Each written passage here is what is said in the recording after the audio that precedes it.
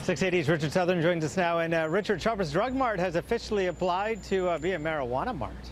Some optimum points with your marijuana, Francis. You know, a lot of companies want in on this space. We've seen the medical marijuana stocks really take off on Bay Street. Clearly, there's a lot of money to be made here, and Shoppers wants in on it. The retailer today says it has submitted an application to Health Canada to be a distributor of medical marijuana. Shoppers says that allowing it to dole out medical pot would, quote, increase access, safety, quality, and security to those that need it. It hasn't said as much. Some, though, speculate that maybe Shoppers is trying to position itself to sell recreational marijuana if and when that time comes. Analysts say that, of course, is where the real money will be. Even if Shoppers' application is granted, though, the retailer won't be allowed to dispense the drug in stores unless the government updates its current regulations. And when the federal health minister was asked about this today, Francis, she said the rules are okay the way they are. So we're not going to see any imminent Shoppers Drug Marts selling pot anytime soon, but certainly something to keep an eye on. And again, businesses want in on this space. Very interesting. Let's look at Apple now. They released their quarterly earnings today. What does it say about the company? Just came out, and the results, I think, were mixed. So they're reporting for the last 3 months, its fiscal fourth quarter, and profit a little bit better than expected, $9 billion for the last 3 months. However, on a year-over-year basis, that was down 19%. Apple actually posting its third consecutive quarter of declining profits and revenues. iPhone sales totaling 45.5 million, a little bit better than expected. The company does remain the most profitable in the U.S. with profit of $45.7 billion for its fiscal year, which just ended. So numbers for the quarter looking good, Francis, but again, they're seeing a slowing of profit and revenue. We'll see how they do in the holiday shopping season. The company actually updating its numbers for the holiday shopping season. It's expecting to sell more iPhone 7s than it previously was forecasting. The stock is lower in the after-hours trade. And did you look at the date today? Because we are just 2 months away from Christmas, if you can believe it.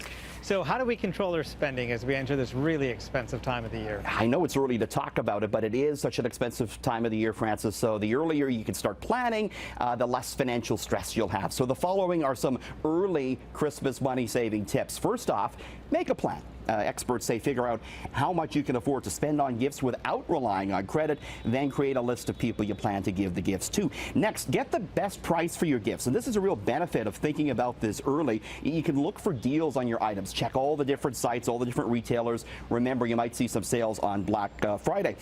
Start slowly ticking names off your list now. Buying a few gifts today, a few gifts next month. That'll spread out the cost. Look at booking your holiday travel now. On average, you get the best price on air travel about 2 months before your travel date. And finally, find some hidden sources of cash in your home. Things like unused furniture, sporting goods, used cell phones, unused gift cards. Experts, Francis, they say you can typically find about $1,000 in cash just lying around your house that you can put on eBay or sell.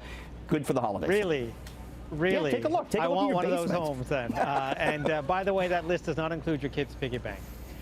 You might have to crack into that. You never know. No kidding. Let's talk about the Christmas market. It's really popular in the Distillery District, and admission is going up.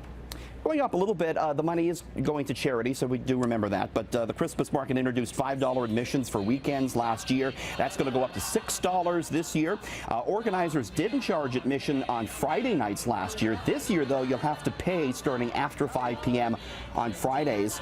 The market does remain free Tuesday to Fridays before 5 p.m. And new for this year, you can pay $20 to bypass any wait and get into the market. So a bit of a fast pass at this year's Distillery Christmas market. It starts on November 18th, Francis. Now, we showed people this Bluetooth speaker earlier in the show. What's so good about it?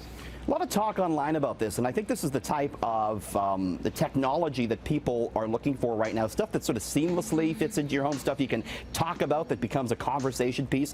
So this is from designer Richard Clarkson. It's called Making Weather. Features a big cloud floating over a mirrored base. It's a Bluetooth speaker, and the cloud bops to the sound of your music. There's LED lighting that mimics lighting from a cloud. It's made of clumps of white polyester fibers designed to represent a cumulus cloud hovering on the horizon. It doesn't come cheap, selling for a little over $3,300, Francis. It looks a little stormy, though, doesn't it? A little stormy. I think Adam Stiles might be interested in that. I don't know about the rest of us. All right. Thank you, Richard. Thank you.